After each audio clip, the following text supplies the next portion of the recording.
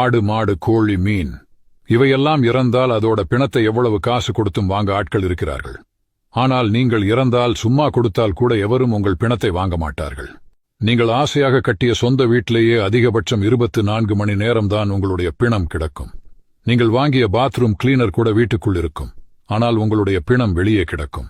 இப்படி யாருமே விரும்பாத உடலை வைத்துக்கொண்டு என்னவெல்லாம் ஆட்டம் போடுகிறோம். நான் யார் தெரியுமா, நான் அப்படி, நான் இப்படி என்று சுயதம்பட்டம் அளப்பறைகள் செய்து ஆணவத்தில் வாழ்கின்றோம். விதவிதமான நகைகள், விலை உயர்ந்த ஆடைகள் அணிந்த உடல் என்பதற்காக புதைக்காமலோ எரிக்காமலோ விட்டுவிடுவார்களா? நட்சத்திர ஓட்டல்களில் விதவிதமான உணவுகளை சாப்பிட்டு வளர்த்த உடல் என்றால் மட்டும் வீட்டில் வைத்து பூட்டிக் கொள்வார்களா? உலக அழகியே ஆனாலும் அந்த உடலை விட்டு உயிர் போய்விட்டால் அது பிணம் என்றுதான் கூறுவார்கள். அதிகபட்சம் 24 மணி நேரத்தில் சொந்த வீட்டிலிருந்து வெளியே கிடத்தி விடுவார்கள்.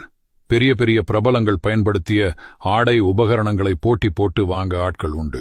ஆனால் அந்த பிரபலங்களின் பிணத்தை வாங்க எவர் உண்டு?